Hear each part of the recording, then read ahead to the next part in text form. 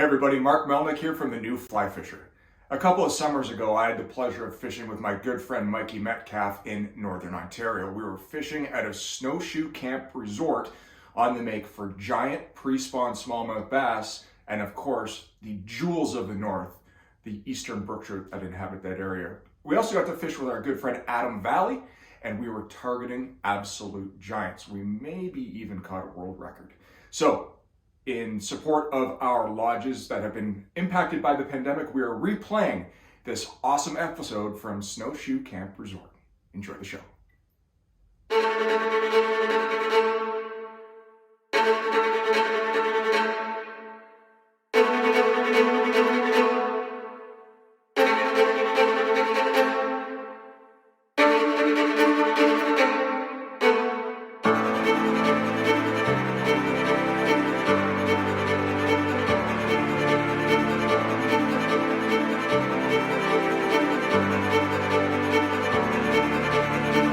And Adam had me thrown into the back, slowly stripping, and then dropping it off the ledge. We saw the fish roll up in behind it. We slowed down the presentation and smash. It's spring, we're in Algoma, and that means one thing. We are looking for big pre-spawn bass. If we have any time left, we may explore some of the creeks and see what they have to offer. I'm Mikey Metcalf, coming up on the New Fly Fisher. Beautiful fish. And we found these beautiful brook trout. They're absolutely gorgeous fish.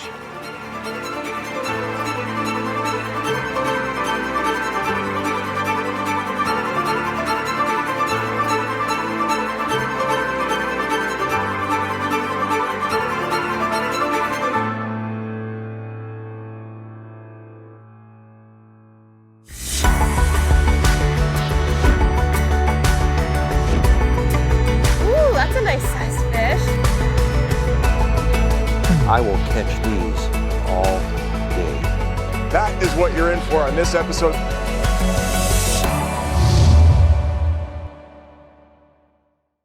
The New Fly Fisher is brought to you in partnership with Destination Ontario, Algoma Country, Orvis Fly Fishing,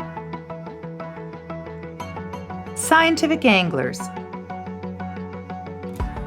Trout Unlimited, WeatherTech Canada. Ontario Lodges and Outfitters look forward to welcoming international anglers when it's safe to travel once again.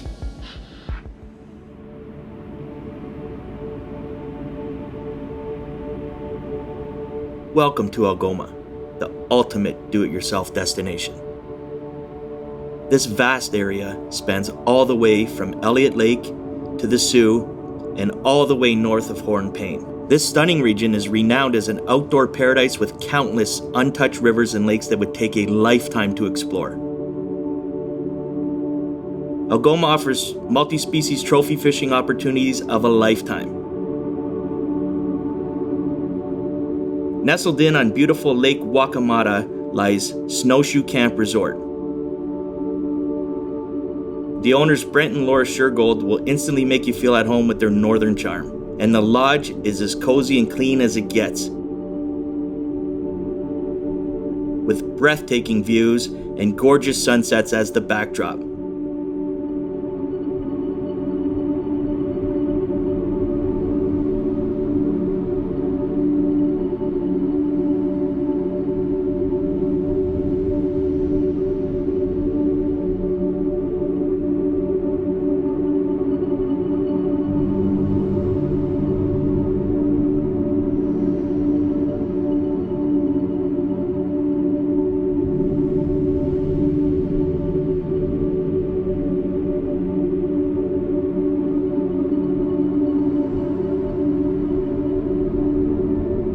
We are excited to be here, and for this adventure, we are lucky to have an old friend, Adam Valley, guiding us.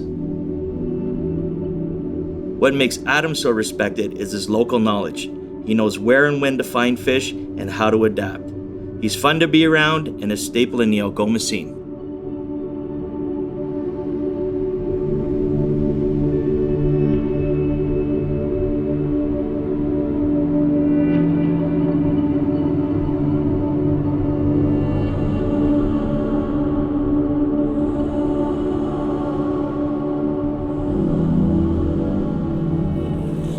So we just got out here, and what we're doing this morning is we're working off the points.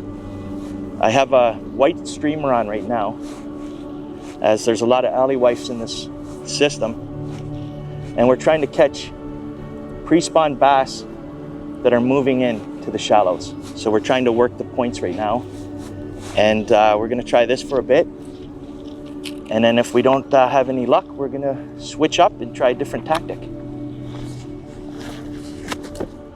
It is warm already. So here at Snowshoe, it's early June and it's pre-spawn. So the fish have not moved up onto their beds yet. There are some beds that we're starting to see, but we're targeting those big females that are in the deeper water. Right now we're sitting at about 56 degrees. I like the water to get up to about 58 to 60 before these females start moving. So now's the perfect time before they get up on the beds to target these giant big female smallmouth. The plan of attack was to race across the lake and jump from back bay to bay, and constantly continuing to tempt the water. As the temps reached the high 50s, the biggest bass began to cruise into the shallows, preparing for the upcoming spawn. All right. Good fish, man. So we moved spots. Water was cold, we weren't seeing any fish moving at all. So we moved spots into this back bay. There's a creek mouth here.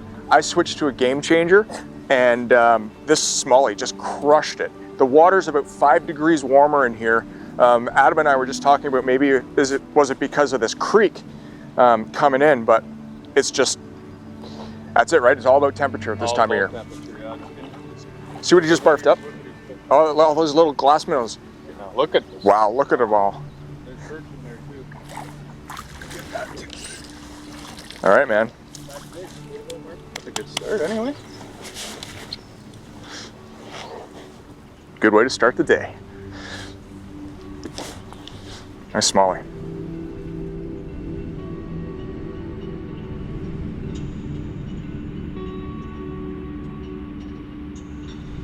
When reproducing, male smallmouth bass build spawning nests in the shallow waters of lakes and rivers on sand, gravel, or rocky bottoms. Nest building occurs within short distance of where the male smallmouth bass built his nest the previous year.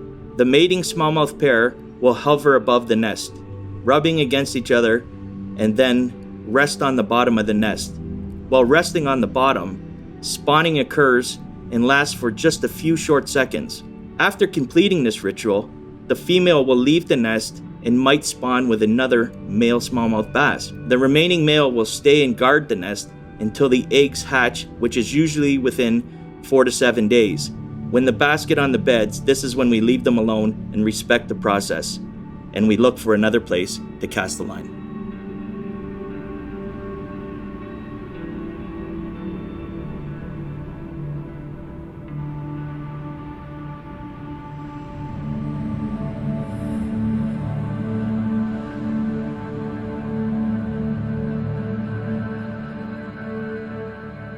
So what we did is we switched up.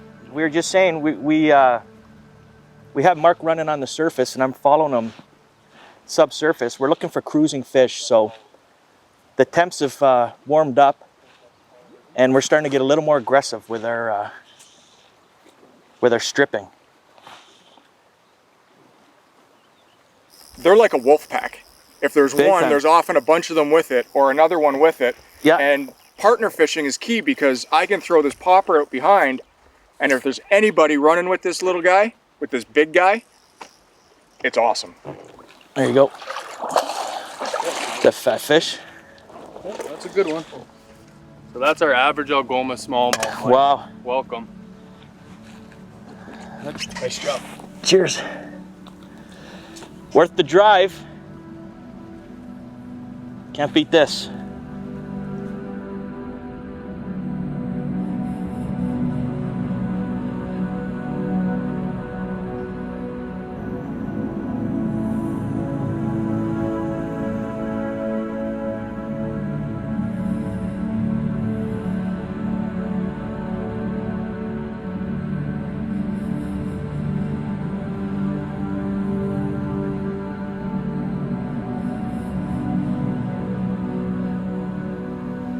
violent strike. What a strike. That was crazy. Things have slowed down this afternoon from these cold fronts, and as we were watching them warm up, I'm constantly going back to a popper, but I haven't moved a fish in a while. So I threw a stonefly nymph as a dropper. That is. Beautiful fish, man. And I think the water's warming up, so the couple that came up to hit that earlier are now hitting it with more aggression. Not too shabby.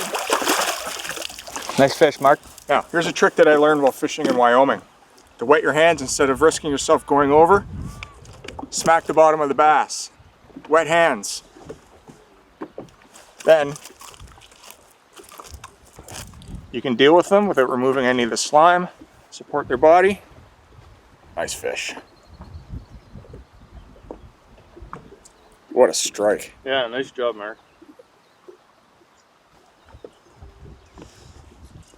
All right. There we go. Now, let me show you the fly I've got. The fly I'm using is nothing more than a simple white foam popper, a little bit of hair, and some sparkle in the foam. But then I've got a 12-inch dropper tied off to a stonefly nymph.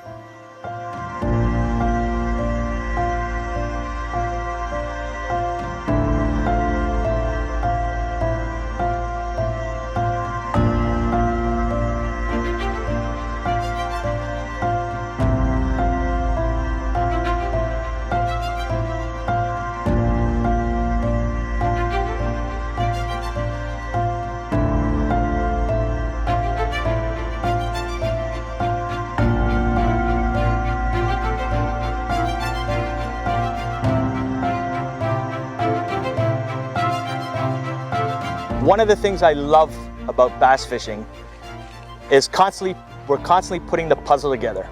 So the way we start fishing in the morning does not mean we're going to be fishing like that in the afternoon. So right now, Adam has us in a back bay and we're fishing big bass off the transition. So we have sand in the shallows, dropping off. The transition is into the weeds, and we think the bass are sitting right off the ledge over the weeds, waiting to ambush. They could go up into the shallows and hit fish, or they can ambush in the weeds.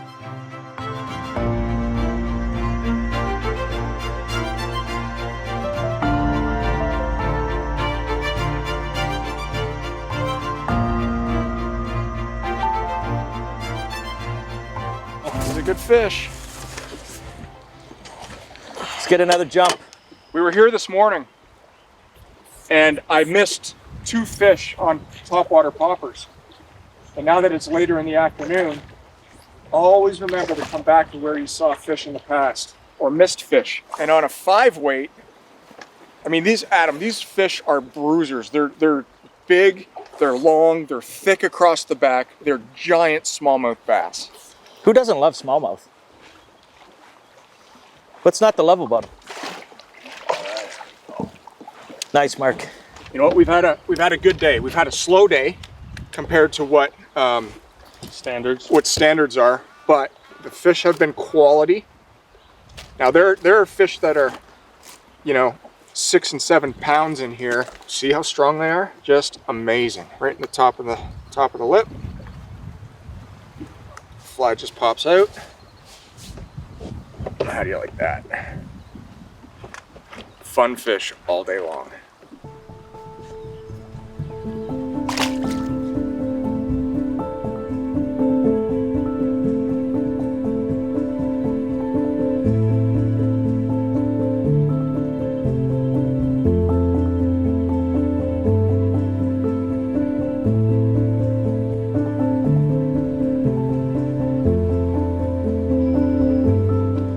Switched over to a bead-headed black woolly bugger and with some marabou flash in it, and I cast it out off of this peninsula, and this bass just picked it up right away. Oh, that's a big fish. So we've been fishing deeper water looking for these big females that are coming up, getting ready to spawn, And we've caught some nice fish today, but I think this might be the big female of the day.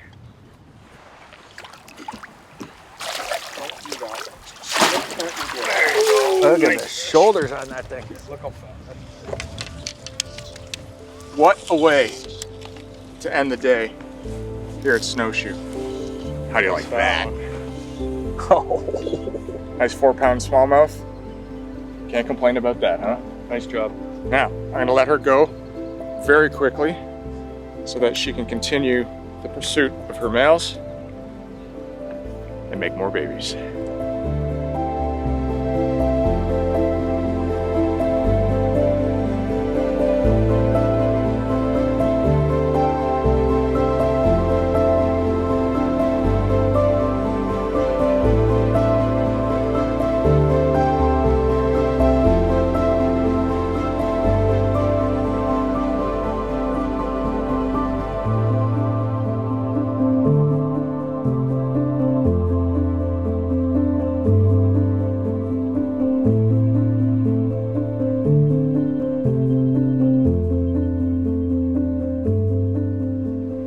Always listen to your caddy.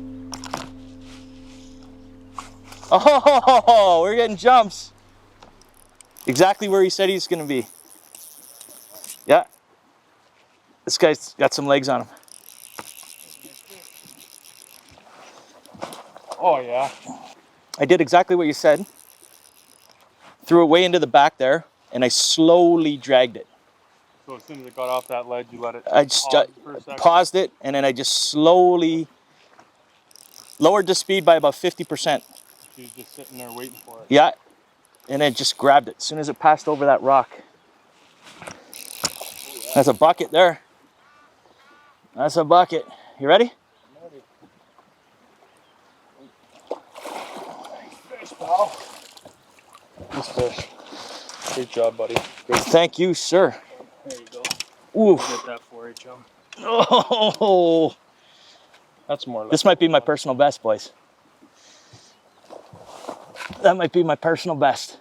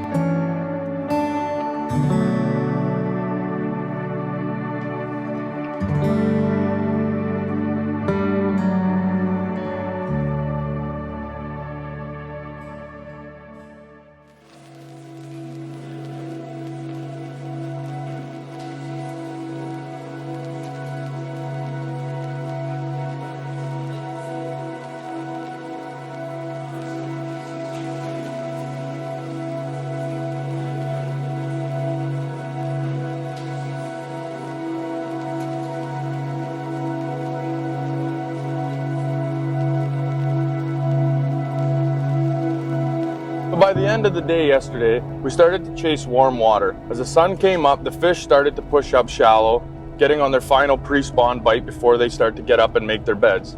We focused on sand and grass flats, but since the weather is still getting a little bit cool at night and the body of water that we were fishing is very big, today we've decided to change gears and find a smaller body of water up here in Algoma, which is very close to where we're at and very accessible.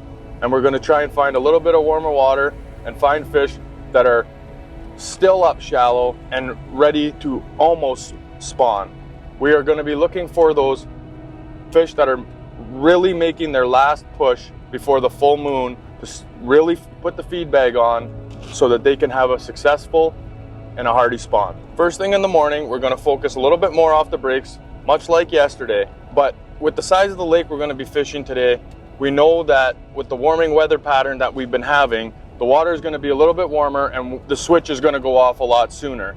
These fish are going to push to the shallows a lot sooner than later on in the afternoon that we had to deal with yesterday because of the bigger lake and the cooler water. These fish are going to push up earlier through the day, which means that we are going to transition from fishing transitions off of points, and we are going to start making our way back to spawning pockets and fishing the flats where there's sand and grass mix. So to start the day, while we're fishing off the transitions and out in the deeper water, we're gonna have the guys throwing a game changer and a black woolly bugger. We're gonna have them working it off the break and looking for those suspended fish to come up.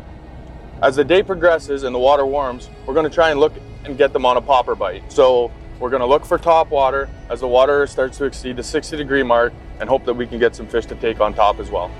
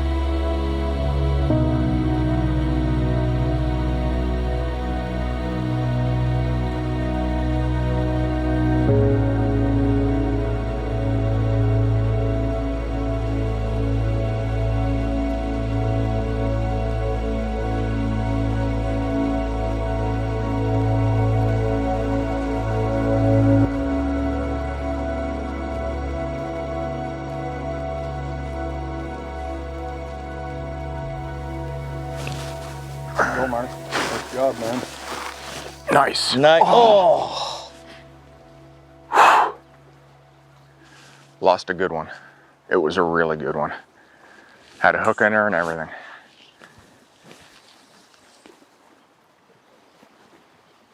There you go, Mark. Good job.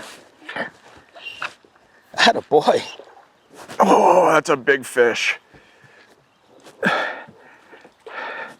What a way to start the day here at Snowshoe. That is a good smallmouth. We decided to switch things up and try to cover as much of the water column as we could. So Mikey's throwing a popper and I threw out a streamer and we saw this fish cruising and sure enough, she came right over and ate it, and it's a great one. It is a great start. We call this Trophy Alley, Adam, for a reason, because you can come to this region of Algoma and dance with absolute giant smallmouth bass. I mean, catching fish in the 6, 7, 8 pound class isn't uncommon. This one's not that big, but you have a legitimate shot at it for sure. This one's probably gonna be 3 3/4. Strong though. Oh my gosh, All that water's warming up. On a 5 weight? So it pays. Oh, beautiful. It pays to pay attention to the temperature, to the environmental cues that are given to you. We found warm water here through guides that are dialed in and connected. Warm water means hungry fish. How do you like that? What a great fish. There's the fly she ate. A little bit of flash, beadhead. Nice woolly bugger fish.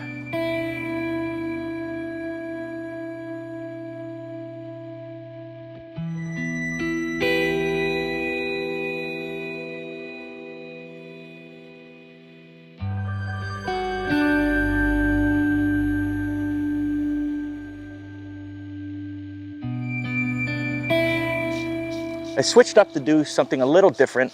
What we're doing is we're casting over ledges and we're trying to drop it in. So I'm fishing with a streamer and I've switched up. I put on floating line from sinking, intermediate sinking line, and I'm going with a sink tip. The reason I'm doing that is they're a lot easier to cast. And when that streamer gets back there, it gradually drops like this. So it's a smooth drop down. There's no bow in the line, the shot's not dropping it, everything's smooth, easier to cast, and because we're only fishing in water that's less than 10 feet, it's ideal right now to do this. So I've already hit 2 little fish doing this now, and we're waiting for the mama to come around. There we go. So we saw a fish cruising in the back there. Adam saw it actually, and he directed us where to cast. Mark laid a nice cast out and hit a fish, and then we waited. We rested it, had a sandwich, and then we came through and we did another pass. And this time it came up. And that is a Northern Ontario smallmouth bass. Great job, man. Like I said, this is why we make the drive up here. They're healthy, they're girthy, and they're a lot of fun. And fly friendly.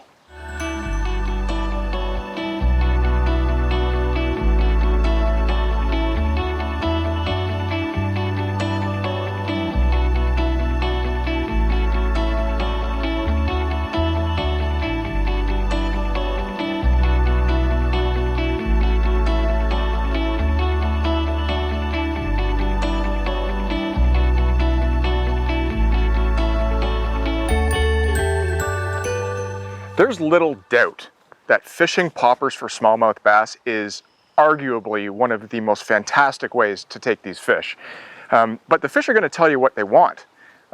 So when you begin your day fishing with poppers, what I like to do is vary the cadence of my retrieve upon my cast. That'll tell you which way the fish want it. So I'll start out by casting out my popper and actually letting it sit for 30 seconds to a minute till all those rings dissipate. One tiny little movement, and sometimes that giant smallmouth will come up and engulf it. Then I increase the cadence of my retrieve until I figure out the way they want it. Sometimes I'll even just rip them in. The fish will tell you what they want. All right, fish. So I moved down after Mike caught that fantastically big smallmouth. I moved down to 4X. This is a place where world records can happen. And we'll see what we can do. I've got a good one on here. It's not going to be a world record, but should go 3 anyway. And what a sip. It was just so gentle and light. Can't even see the fly. No, he just engulfed it. Put a heck of a cast on that fish, Mark. Thanks, Mike. These cruisers are fun. You can see them coming up and down these lines. And it's sight casting. It's just great. It's interactive fishing. Good job. Nice fish, man. That is a great, great fish. You can't beat smallmouth on a popper all day long. That is just awesome. So fun. All right, we'll get this guy back in the water. And away he goes.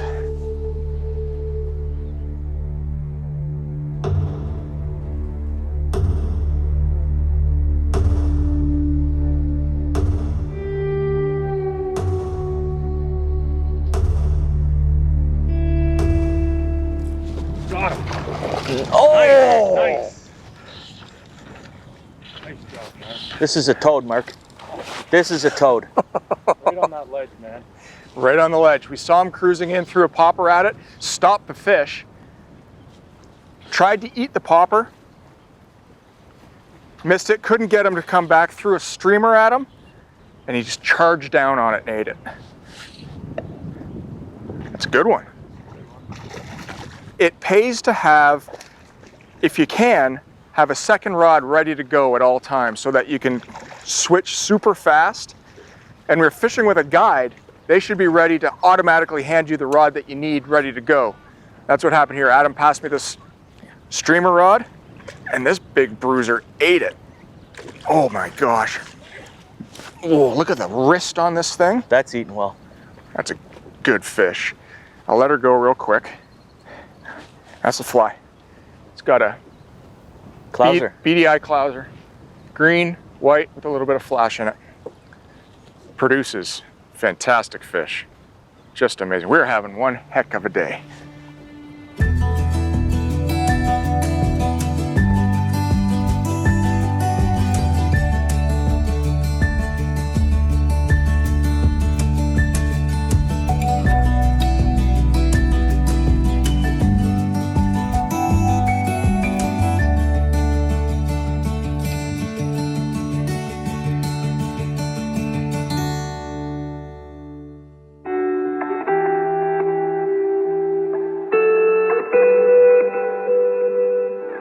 Snowshoe Camp is 6 housekeeping cabins, 4 seasons, and we cater to families, fishermen, hunters, ATVists, snowmobiles, any outdoor enthusiasts. When people come to Snowshoe Camp, they can expect a relaxed atmosphere, a beautiful sand beach for the kids to play, a gorgeous secluded lake for fishing opportunities. There's tons of trails for ATVing, hiking, snowshoeing, snowmobiling, and just a nice, relaxed family environment. We're a housekeeping resort. All the cabins have a full kitchen, full bathroom, barbecues on the deck overlooking the water, their own fire pit. We also have a beautiful rec hall that you can see in my background with a screened-in porch, a barbecue there in case you need to get out of the rain, and pool table, ping pong table, satellite TV for those lazy days. Waccamatta Lake has a beautiful smallmouth bass population, lake trout, whitefish, pike, and perch. So we are located on the shores of Waccamatta Lake, but there are also nearby fishing opportunities for speckled trout, rainbow, pickerel, and some of the other lakes and rivers in the area. For wildlife viewing opportunities in the area, there are deer, moose, bear, eagles on the lake. There's an elk population in the area. We also see wild turkey, bobcats. I've been told of cougar sightings in the area even. This is our home, and we encourage you to make it your home also. So we decided to switch it up a little bit today. As we've been exploring the area, we've been finding these beautiful little trout creeks. We decided, let's get out of the sun today, let's get into our waders, and let's look for some brookies and some rainbows and explore this gorgeous area. If you look around, we're the only people up here. We have the whole river to ourselves, and you can explore for as long as you want up here. It's absolutely beautiful. So what we're doing now is we're just gonna pick apart this little creek, foot by foot, finding the seams, and we're running nymphs through there. And the way to fish these little creeks is to stick and move. We want to fish it, go through a run thoroughly. If you feel satisfied, you've worked it hard, move on down the river and continue your day. We all know that one of the first things that you do when you come to a stream fishing for trout, whether they be brown trout or brook trout, is to check and see what's living under the rocks, see what bugs might be here. I'm concerned about this river because it's super, super, super clear. There's no algae, there's very little grass, and when you flip over rocks, you get the odd caddis casing, and that's it. So that tells me right away that they're going to be eating protein. So I've tied on a beadhead leech pattern, and we're going to swing through these little runs. This little creek is fantastic, and we know from the locals that there are brook trout in here. All it is a matter of finding out what piece of the puzzle fits exactly where.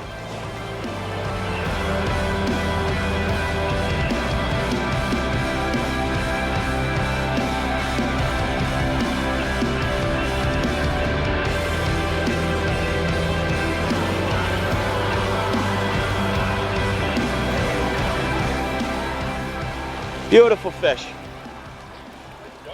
So we've been hiking and hiking and hiking. We finally found this beautiful pool here. First cast, we had one come out, took a dart at it, and missed it. So we went to the back, and we found these beautiful brook trout. They're absolutely gorgeous fish.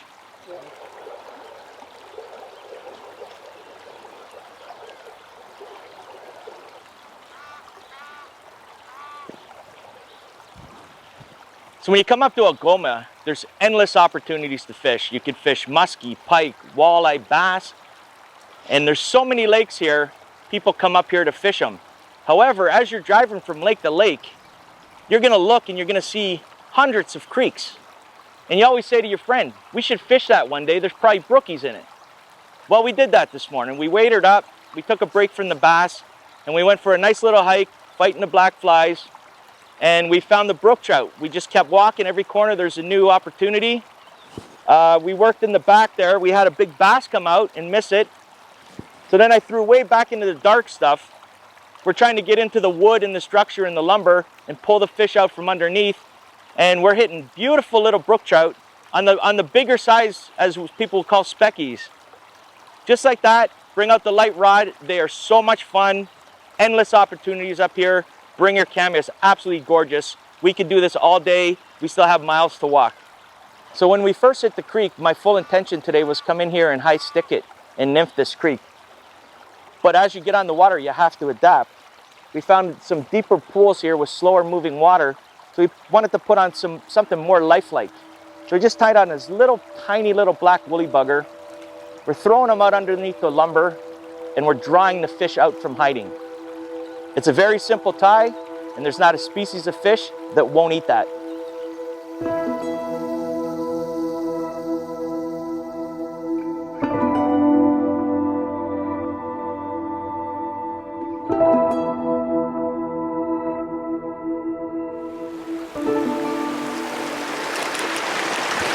Fish!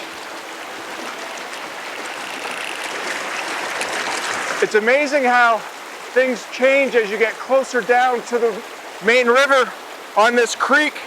We found this awesome little boulder garden and right away switched to a little bead-headed bugger, brook trout on.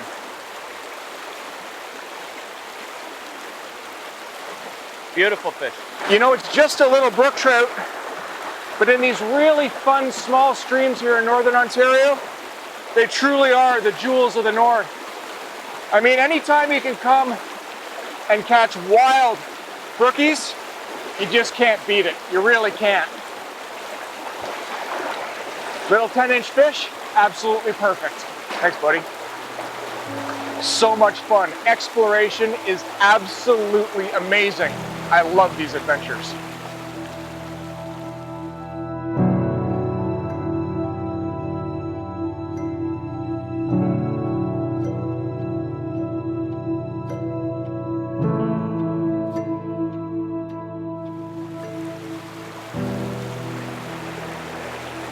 Fish. You know, these boulder gardens are just tons of fun to play in. You have a real shot at a giant brook trout here, but even catching these little guys is super, super fun. There he goes. And it's also a good indicator that you're doing it right, because if you can catch these little dudes, you can catch grandma too. I get this fish unbuttoned. Great little brook trout. Thanks, buddy. Caught on an olive woolly bugger with a bead head. Tons of fun here in Algoma.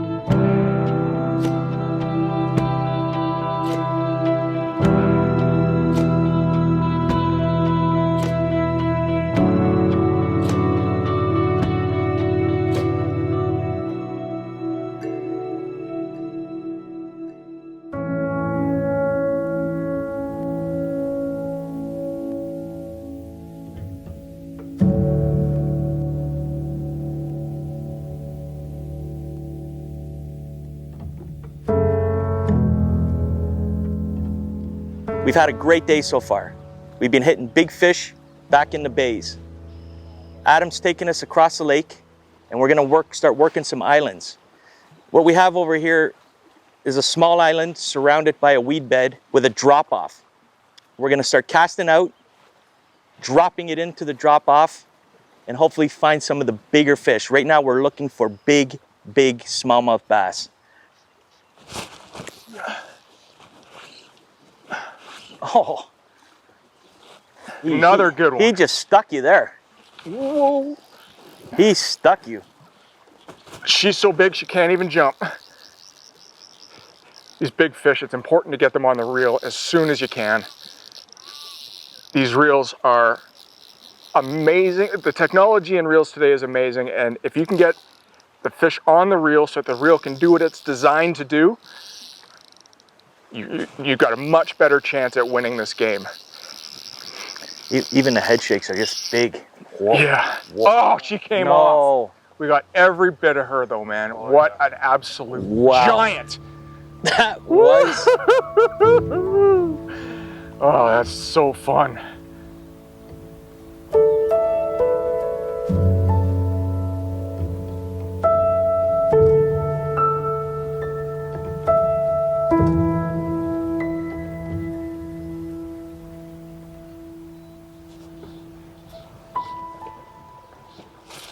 Yes. Oh. Mikey, one with them, Mikey. Get your rod. Oh, this is a big one. This is a big fish. In the middle of it. Nice fish, Mark. Yeah, it's a good one. Take those all day long. Absolutely. They are just thick and nothing but muscle and power.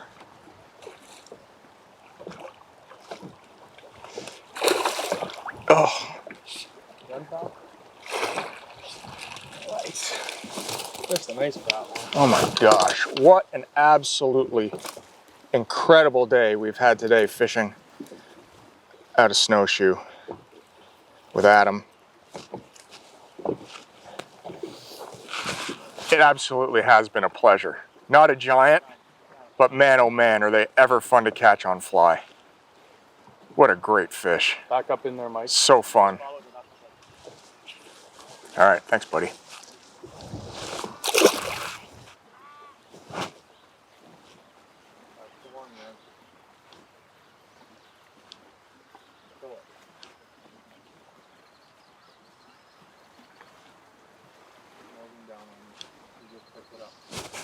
Got her.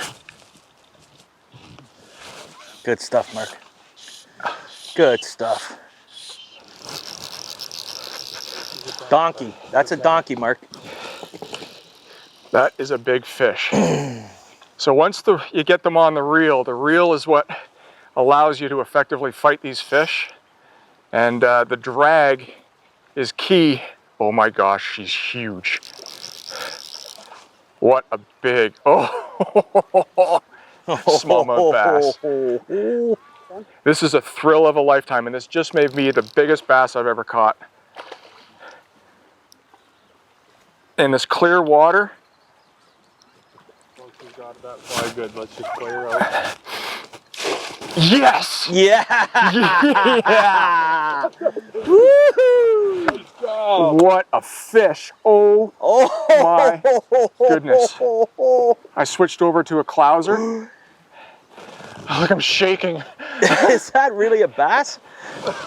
Looks like a grouper. It does look like a grouper. What an absolute thrill. So, when you're on the hunt for pre-spawn smallmouth bass, temperature is the key. And you may have to run and you may have to gun, but if you put your time in, you can catch giants just like this. Let's get it back in the water.